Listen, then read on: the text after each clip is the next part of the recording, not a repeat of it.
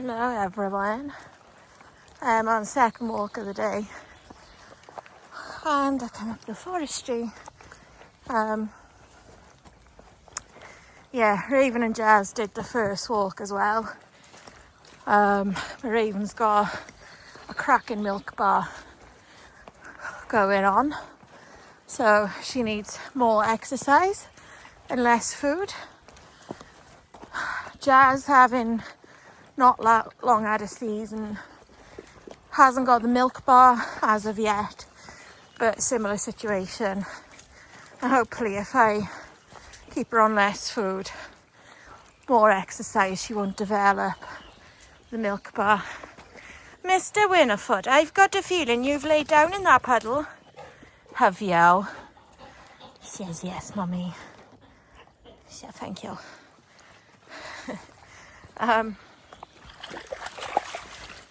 Yeah, it's a really warm day. I'm sweating just walking up this first bit of the hill, but there's lots of shade. The ground's still wet after the rain we've had, so it's actually quite a good place to take them despite it being hot, and also because of the recent rain there's a lot of puddles. He's learning his sea legs, as I like to call it. You know, like people who work on ships, they can still walk and remain balanced in quite choppy waters, whereas like passengers who aren't used to it can struggle. And that's a little bit how dogs who aren't used to running on this sort of ground find it, and then they eventually get fitter, stronger, more balanced with the increased fitness and strength, and then they got their sea legs or their mountain legs. So yeah, I thought I'd talk. What does the Dalmatian need? Shift your bums. And Dalmatians are quite simple dogs to care for, and quite simple dogs to fulfill their needs, because I'd call something like a Belgian Malinois or a Border Collie that needs quite specific and quite a lot of work to be happy and content. And so I'd consider them harder dogs in which to keep happy and fulfilled than a Dalmatian. So Dalmatians don't care how big your house is or how small your house is. They care about having somewhere comfy to sleep. That could be your armchair, that could be your sofa, that could be your bed, that could be a proper dog bed, that could be a rug in front of the fire. They like somewhere comfy to sleep. They do quite like being cozy and warm. Equally, they don't like being too hot, as Finnick is demonstrating.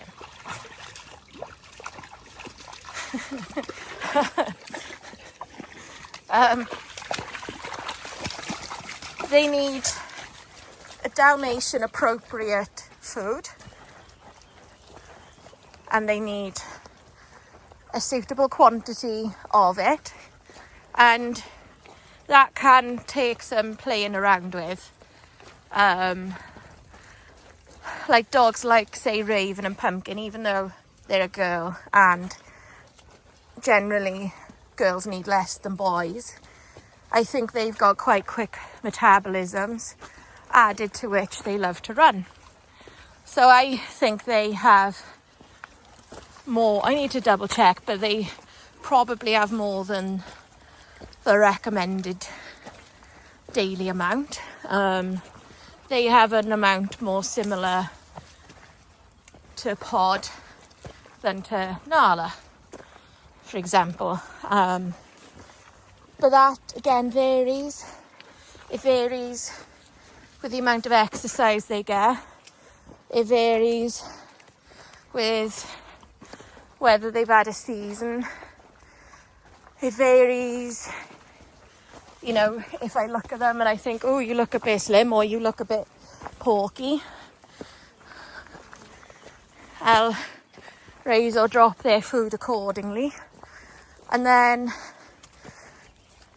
dogs like Nala, who doesn't exactly exert herself, and I think she has a slower metabolism than Pumpkin and Raven, so she needs a lot less food. Don't get me wrong, she wants as much food as you could give her. Like, if I gave Nala free access to food, she'd be obese. Like, I don't think there's enough of an off button or self-control when it comes to food. And Nala, come on.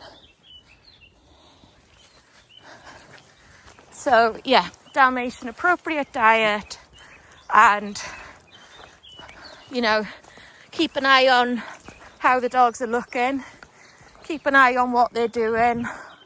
Don't feed for the future. And what I mean by that is feed for the walks they've done that day. So don't think, oh, I'm going to do a really long one tomorrow, so I'll give them a little bit more today. Because we never know what's going to happen tomorrow. And the walk may not be what you want it to be. There might be sheep on there. There might be a thunderstorm and you come home. Your dog might cut his pad. Your car might break down so you can't get to where you wanted to walk. So feed for the walk you've done that day, if you want to feed more because you've done more. And yeah, just keep monitoring how they're looking, constantly assess how they're looking and go from there. And then exercise. Dalmatians are endurance dogs. They're very physically capable of all sorts of sports and activities.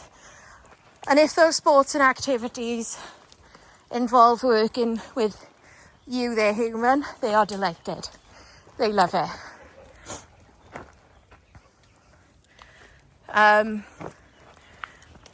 And just as a general rule of thumb, they need to be off lead several times a week for a good run.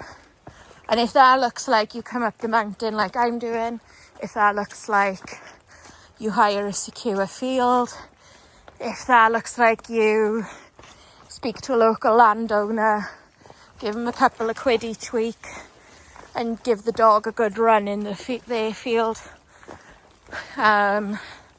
whatever that looks like, they need off lead time. There's no two ways about it. They're a breed that loves to run. Even Nala runs and plays almost daily. And you see what Nala's like on a walk. She does occasionally go off for a good run in the woods. But a lot of the time she just plods along. But then when she's at home in the field, she'll go chasing the birds with the others. She'll run and play with the others.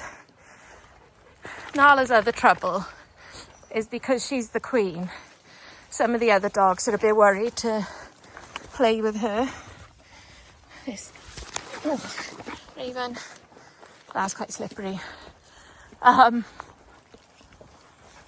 So because she's the boss, I think the others can find it a bit intimidating to play with Nala, which is a shame because when she wants to play, she's really good and she plays really well.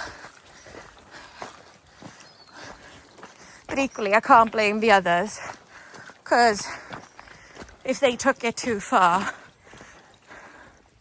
like, she wouldn't be frightened to tell them off, as we know. And then Dalmatians, for me, are a dog that loves to have company of not only humans, but they do love the company of other dogs. Now, if your dog doesn't get on with one of the dogs in your household, then they need the space to be able to have plenty of time out of the way of that dog that they don't get on with. So both dogs can relax in that scenario, in that situation. But my dogs love living together as a pack. Now and again, hormones can get in the way and they can have a little argument, but not often and not bad. But in that sort of way, it's on me to learn each dog's quirks, if you like, and, you know, knowing and tracking Raven's seasons, for example, because I know she's a little bit of a witch when she's in season, and a little bit, you know, before and after a season. She does struggle and get grumpy with her hormones. Pickles is actually, believe it or not, a little bit grumpy with her hormones, but more so with Pickles, that she doesn't want any dogs to mess with her, whereas Raven approaches the other dog to be a witch. But yes, they do love to run and play with other dogs. They love to run as a pack. They love to play with a toy with you and or another dog. And most of all, a Dalmatian loves to be with you, the human. You know, I've always said they're a dog that wants to be with their humans. And whether that's driving around in the car running errands, going for a hike, or snuggling under the duvet and watching Netflix, they just want to be with you.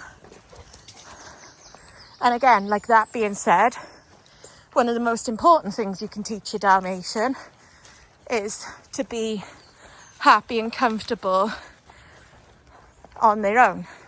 So you leave and run errands and leave them in the house and they don't think the world's going to end. So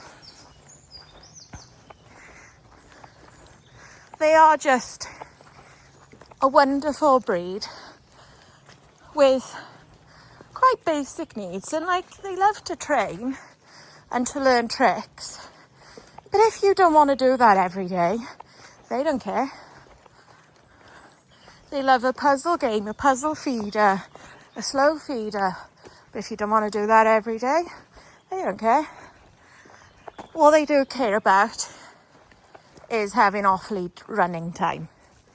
If you provide that for your Dalmatian and not much else, you'll still have a happy Dalmatian. But I am going to stop this here and get a picture. See you all soon. Bye.